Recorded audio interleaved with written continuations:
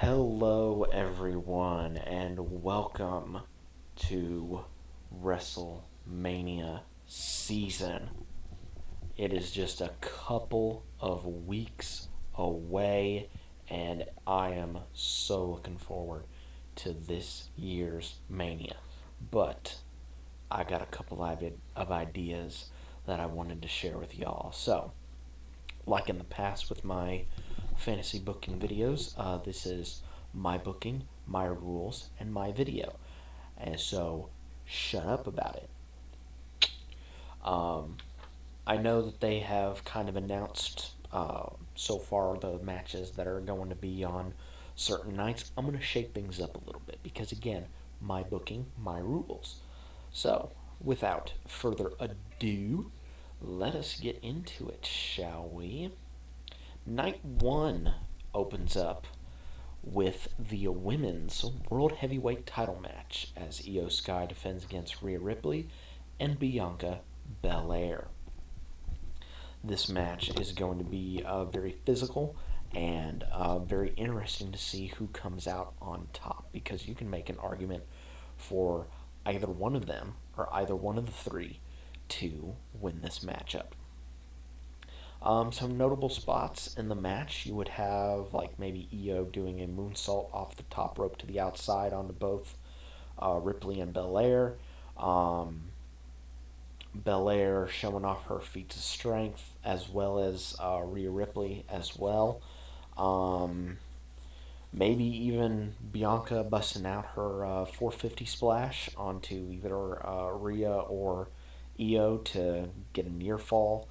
Um, Towards the tail end of the match, um, Belair tries to go for a KOD onto Io, but Io flips out of it and hits a big Shote palm strike, which sends Belair to the outside. And Io immediately turns around and eats a riptide from Rhea Ripley, and 1-2 kick out by Io. And so Rhea makes the smart decision to go for a super riptide off of the top, off of the top rope. But Belair saves it by shoving Rhea off the top rope. There's a bit more of a back and forth until Rhea is able to hit the riptide onto Io, but Bianca pulls Rhea off the cover and throws her to the outside, picks Io up and hits a KOD. 1, 2, 3. Bianca Belair becomes the new Women's World Champion and, more importantly, retains her Mania streak. So, and I think that would be a very interesting story to tell that she saved her streak at WrestleMania and to win the title. And then through the summer, you can run Rhea and Belair for the world title. I think that would be pretty cool. Next up on the card is El Grande Americano versus Rey Mysterio. El Grande makes his entrance first, of course, being accompanied by the "He is Gable, no, he's not" chants from the crowd. Rey Mysterio's music hits, but two big, bulky luchadors are attacking him backstage. Wonder if El Grande put them up to it and why they look so familiar. Anyway, but Adam Pearce comes over and asks Ray, "Are you able to continue?" And Ray's like, "Yeah, I'm able to," but he tries to get up, but he can't get up. So Adam Pearce runs out to the stage and says, "El Grande, I know that you put those two up to this, but I'm going to deal with that a little later. However, me and Nick Aldis briefly chatted in gorilla position, and he decided to strike a deal with me for one night only. So your WrestleMania opponent is this man." And out comes Rey Fenix making his WrestleMania debut on the show. Um, I think that would be a really cool and very interesting way to get Fenix on the card, because right now I really don't see him in a match right now, and I think that you should have him on a match, or have him in a match for WrestleMania, because he's really good at what he does. Um, Nice back and forth contest between these two. Towards the tail end of the match, Grande goes for his diving headbutt that he won, uh, that he used to win his match on Raw this past Monday, but Fenix moves out of the way. Hits a crazy rope walk, West Coast pop, because I think Phoenix can be able to do that, and then hits his finisher to win the match. And afterwards, Grande tries to escape, but Fenix pulls him back into the ring, um, and rips off his mask to reveal that it is indeed Chad Gable. Just put a nice little punctuation at the end of that. Moving on, we have Jade Cargill versus Naomi, and on the Go Home show on SmackDown before WrestleMania, it is made official by Nick Aldis that this match is going to be a Sin City street fight. So all the plunders coming out, tables, ladders, chairs, kendo sticks, trash can lids that are brawling in the crowd, so on and so forth. In this match, of course, pinfall submissions and stuff also can occur on the outside as well. Towards the back end of the match, Naomi is looking to quite possibly Pillmanize Cargill's neck, but Cargill is able to escape. Um, Naomi hits a big hip attack. Jade is on the apron. She hits a hip attack, much like how Asuka does it. Hits a hip attack on Jade. She goes crashing through. If Jade is willing to do this, potentially a flaming table, maybe. Um, Naomi goes out and Jade kicks out. They each climb a ladder, or they each climb a ladder, just one ladder.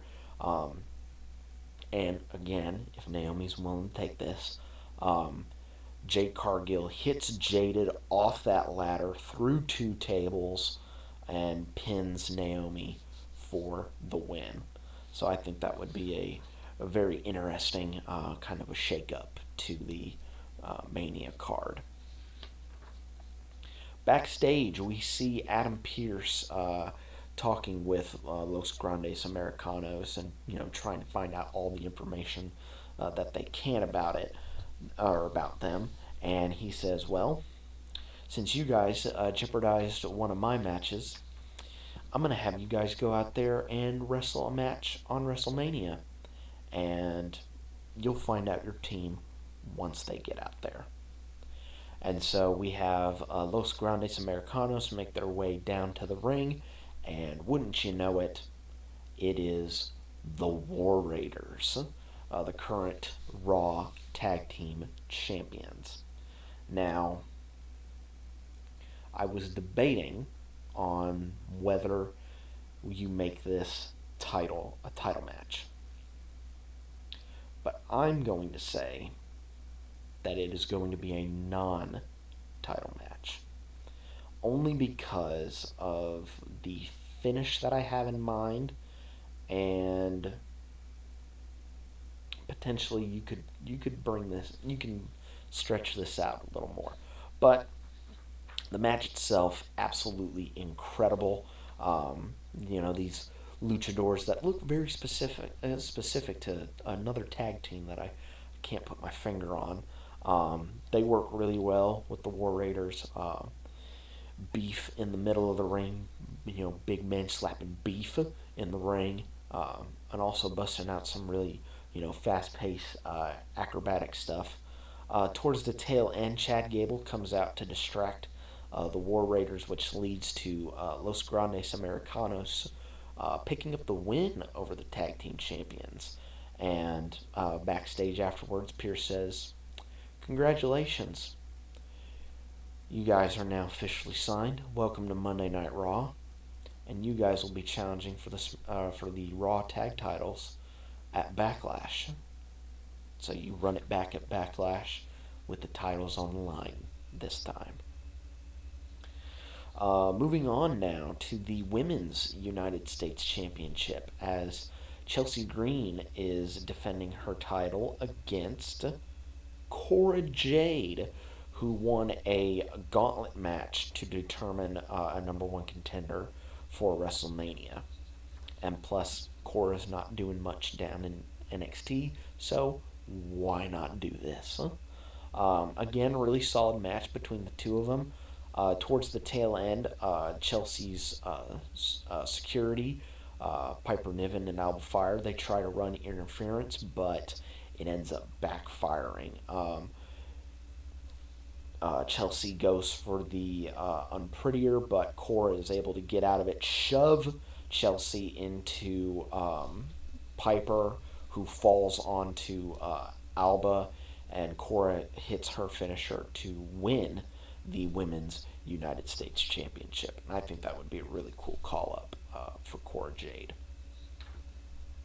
Moving on now, we have the IC Fatal 4-Way match as Braun Breaker defends his IC title against Finn Balor, Dominic Mysterio, and Penta. Again, really good action between all four of them. Breaker, as a beast, just running around the ring, clotheslining people left, right, and center, showing off power moves. Dom, of course, being sneaky and tactical. Finn, same thing, and Penta just being so cool and hitting all sorts of amazing moves, Mexican destroyers everywhere. At one point during the match, you would have a point where Dom is pinning Penta, and Finn pulls him off the cover. And then, Finn is pinning Breaker. Dom pulls him off the cover, and then they go to blows during the match.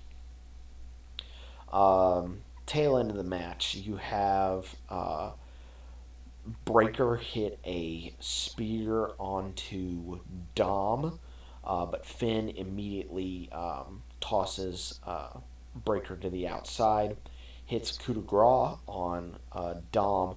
1, 2, Penta breaks up the pin, and then you basically have kind of I wouldn't necessarily say a standoff, but Penta goes for his sling blade, but Balor hits a sling blade first, goes up for the coup de grace, but eats a spear out of midair by Breaker, and then Breaker immediately turns around and gets hit by a Fear Factor by Penta, because since Kevin Owens isn't going to be around for quite a while, why not give the package pile driver to Penta? Because I think that would be really, really cool. Penta hits the Fear Factor onto Breaker and covers Balor to win the IC title, because I think Penta having a singles championship, it would be very, very good for the company, because he never got that in AEW, and I would very much like that to happen in WWE. Semi-main, Jey Uso versus Gunther for the world title. Much like their match on Saturday night's main event at the beginning of the year, this is going to be really, really good back and forth. At some point during the match, Gunther is able to bust Jey open, much like how he did to Jimmy on Raw, but Jey gives it back in kind and is able to bust Gunther open. Back into the match, Gunther hits a lariat, a powerbomb, and a big splash, and in a big shocking moment of the match, Jey kicks out at 1 because he is pissed off now. Gunther goes for one more powerbomb, but Jey's able to flick out of it, hit a super kick, Gunther doesn't go down, hits another super kick, bounces back off the ropes for a spear, but Gunther immediately hits a lariat on him, goes for a cover, another 1 count. Um, Jay is able to hit the spear, go up for the splash, hits it, 1, 2, Gunther kicks out. And so Jay then goes and hits 2 more spears and another splash. 1, 2, 3. Jey Uso wins the World Heavyweight Championship. Um, I wanted to give a moment for Jay to, fire up and be really serious and have Gunther look absolutely shocked, and but also give Gunther, a bit before, dropping the title. He does kick out of a couple super kicks and a splash. Uh, a couple super kicks, a spear, and a splash before he's ultimately knocked down. So, kind of make the end of his title run, give him a little more oomph to it. Um, Main event of night one is Roman Reigns, Seth Rollins, and CM Punk. And it was made on SmackDown, also on the Go Home show before WrestleMania, that this match would be for the number one contendership to the undisputed WWE title. Now, this match is going to be very interesting. Some notable spots like Roman can hit Superman punches galore. Punk can do all sorts of combos and stuff. Seth, doing all sorts of dives. Um, I would say a really cool near fall would be Roman hitting a Superman punch while Seth is up in position for the GTS, like Superman punch straight into GTS for near fall. I think that would be really cool. Um, Reigns going for a spear, but Rollins catching him with a pedigree, near fall. Um, Roman set up for the GTS, but he counters it into the guillotine, which we have not seen Roman do for quite some time. But then while Roman is in the guillotine, Seth stomps on his chest to break up the guillotine. Um, the finish of the match, Seth goes for a pedigree, but Roman is able to flip Rollins over, bounces off the ropes, hits a spear on Rollins, but then walks immediately into a GTS by Roman. 1, 2, break up by Seth.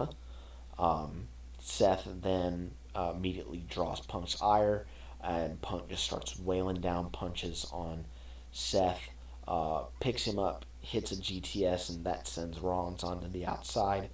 Um, when Punk turns around, Roman is running for a spear, but earlier on in the match, Punk had no, Heyman had removed a turnbuckle on the middle rope.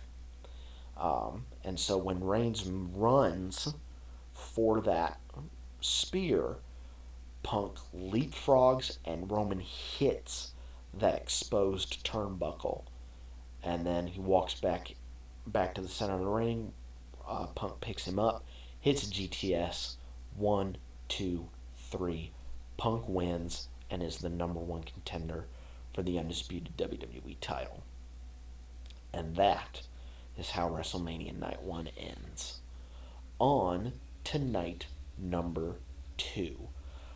We kick things off with Randy Orton walking down to the ring. And he says, "Look, Kevin, I know you and me, we're going to have a hellacious war inside this ring. But circumstances have not allowed that to be.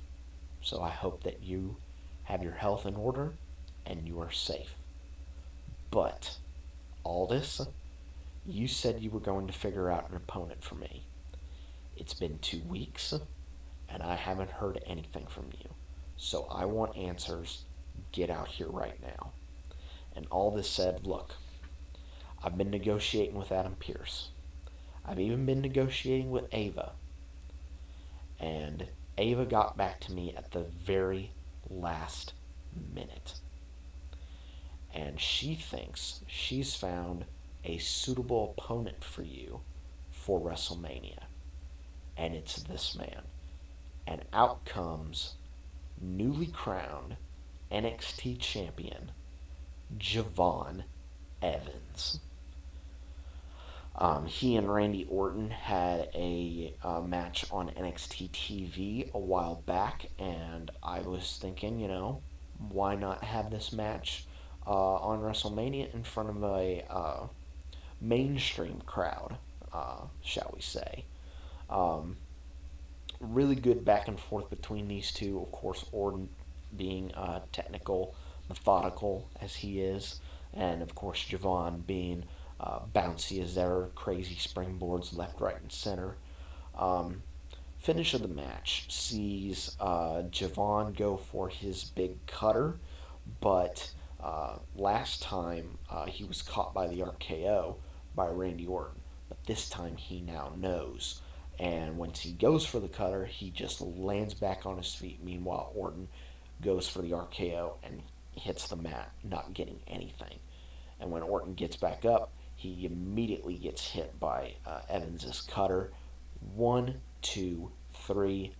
Evans wins this match. And, some point maybe down the line, either at, a NXT special, or when Javon gets called up to the main roster, you can run this match back again and have, Orton 1-1, Javon has 1-1, maybe settle it in a tiebreaker, 2 out of 3 falls, maybe, something like that. Lyra Valkyria putting up her women's Intercontinental title against Bayley. I know that they are in the tag gauntlet for SmackDown to determine number 1 contenders for Liv and Raquel's women's tag titles. But I'm just going to assume that their partnership is not going to last, and so they're going to have a rematch for the women's IC title at Mania.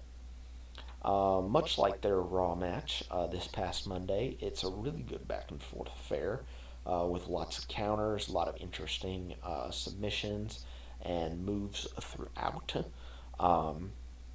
Tail end of the match, Bayley tries to go for the Rose Plant, but Lyra is able to get out of it and hit her finisher to retain her women's IC title. Just like a really good, solid technical match between the two of them, and with Lyra coming out winning on WrestleMania.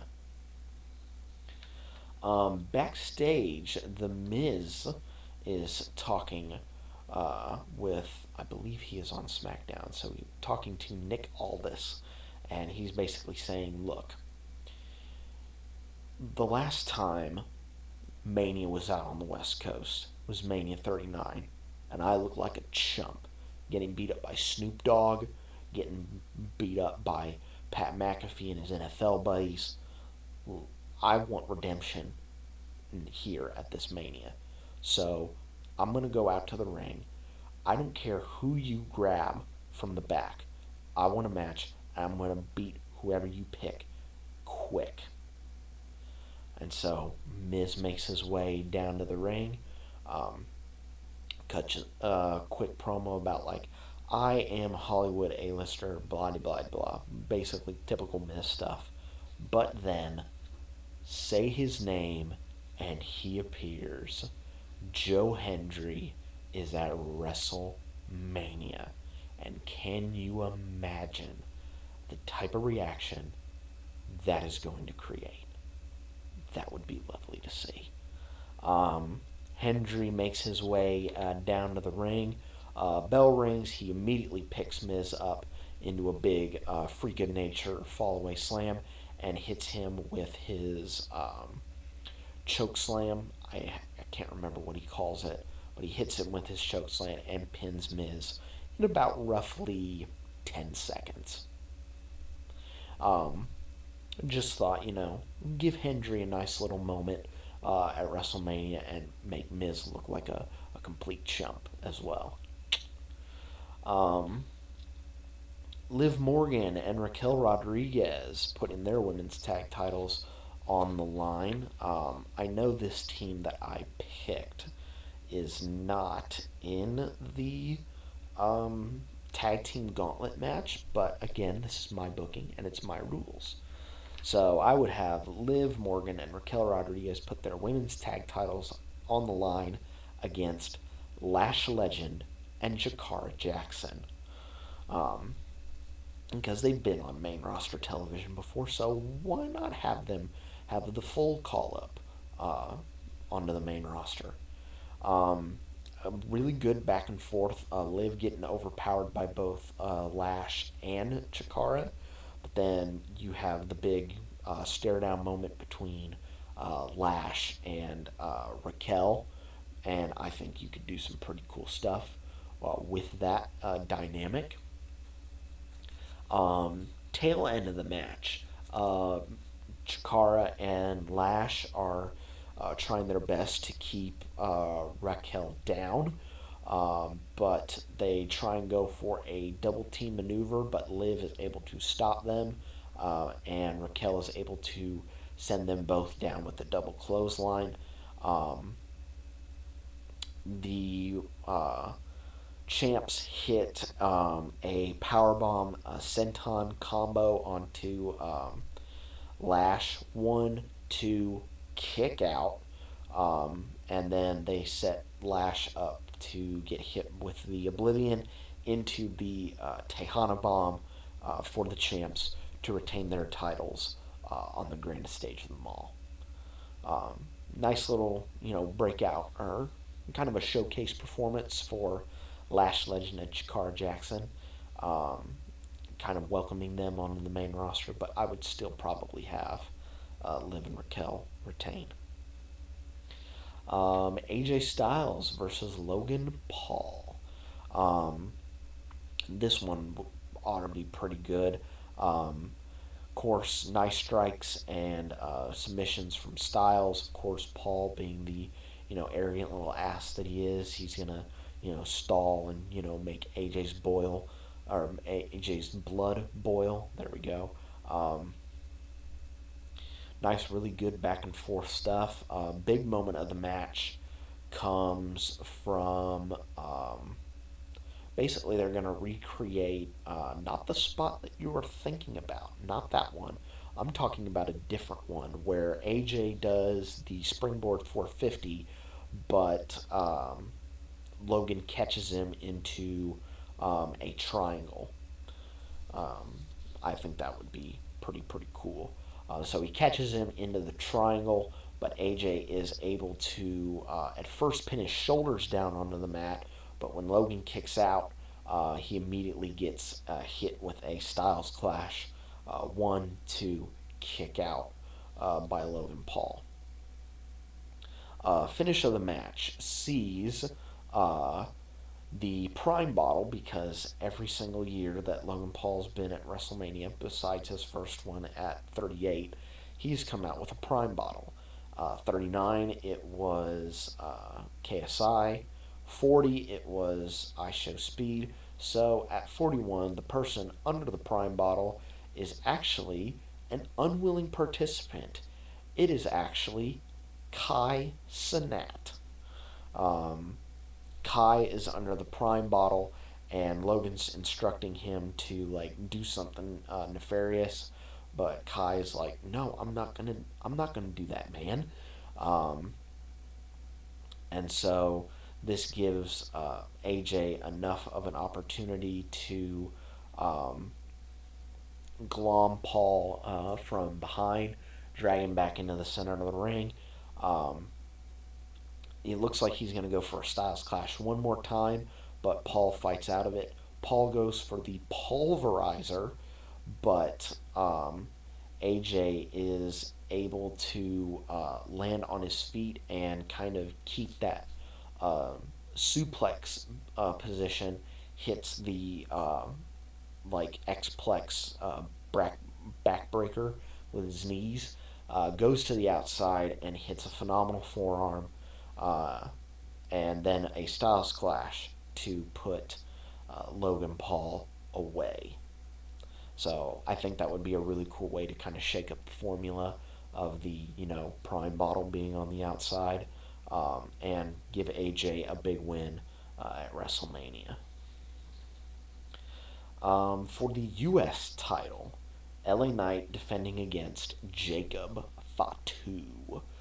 In this one, it's pretty much a one-sided squash. I mean, LA Knight is going to get bits and pieces of offense in there, um, but it's mainly going to be um, the Jacob Fatu show. Um, Finish of the match. LA Knight is making like a brief little comeback. He actually does manage to hit the BFT on Jacob Fatu, but Jacob immediately pops back up, hits him with a big headbutt, goes up and hits his moonsault for the win. He is now your new United States champion. You just make him look as strong as possible, because I imagine that his first feud as U.S. champion will probably be Braun Strowman. That's just my guess, because I have a feeling that their business is not 100% done. Um, Semi-main on night number 2 is Charlotte versus Tiffany Stratton for the WWE Women's title. Now, of course, this past week on SmackDown, things got very interesting with all the comments that Tiffany and Charlotte made. So this match is going to be very, very interesting. Probably some real moments of them, like, actually hitting each other. Probably very, very hard. Um, the tail end of the match sees Charlotte actually put the figure 8 onto Tiffany. But I've never seen this happen. Correct me in the comments if I'm wrong on this. But, Flair bridges for the figure 8. Tiffany actually has the core strength and the ability to flip Charlotte over when she bridges up for the figure 8. And so she reverses the pressure. Charlotte is able to get to the ropes. Um, Tiffany busts out a new move, which I'm going to say I feel like she can do this. She does like the Tajiri spot, the handspring back elbow. She just bounces off the ropes and hits a back elbow, which then sets her up for the prettiest moonsault ever. 1, 2, kick out by Charlotte. Um, Tiffany's thinking, what on earth do I have to do? And so she goes for it one more time, and I don't know if they are able to pull this off, but I'm hoping that they can do this. So while she's mid rotation for the moonsault, Charlotte spears her while she's in air for the moonsault. Spears her. Hopefully the landing is all good. 1, 2, kick out by Tiffany. Um, Charlotte goes for her big boot, but um, Tiffany is able to trip her up and hit her with a roll up, while she is also grabbing onto the bottom rope to pin her and retain her women's title. Now, the reason why I am doing this is because I think that you can get a little bit more mileage from this feud. Um, I'm thinking that you could potentially run this to maybe Money in the Bank, where you can have like a really big blow off stipulation match, like maybe steel cage at Money in the Bank, or you know something similar to it. So that's why I have the finish the way that I have it for that match. And then, of course, the main event of night two, Cody Rhodes versus John Cena for the WWE title. Um, Cena, of course, has his very stoic heel entrance. Of course, Cody Rhodes coming out with the all the pyro in the world on the whoa part of his theme song. Um, Match starts out relatively slow, but then of course picks up towards the middle, and then really picks up towards the end. Um, I know this won't be like as big of a shock, but Cody's gonna kick out of an AA. Shocker. Cena's gonna kick out of a crossroads. Shocker. Um, Towards the middle of the match, Cena actually hits a super AA off of the second rope, but that is also not enough to beat Cody. Um, at some point before we get into the end sequence of the match, the referee is bumped. And so that allows Cena to hit a low blow, um, picks him up for Cody Rhodes up for an AA, but Cody is able to get out of it, hooks Cena up for the crossroads, and actually is able to hit it. Cody is able to get a visual pin on Cena, but then, if you smell, and out comes the final boss, The Rock. The Rock makes his way down to the ring, and before he can even get inside of the ring, Cody tries to take a swing at The Rock, but The Rock is able to avoid it.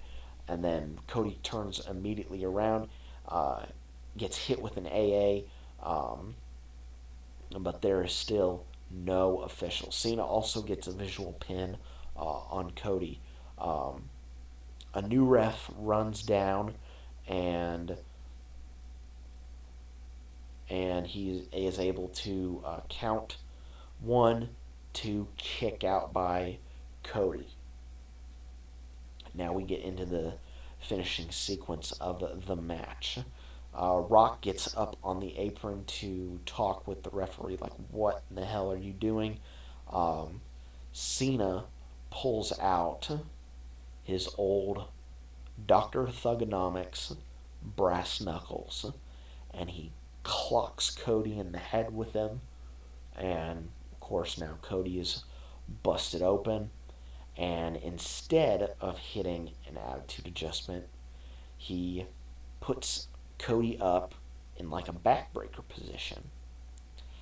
And Cena hits a burning hammer. 1, 2, 3.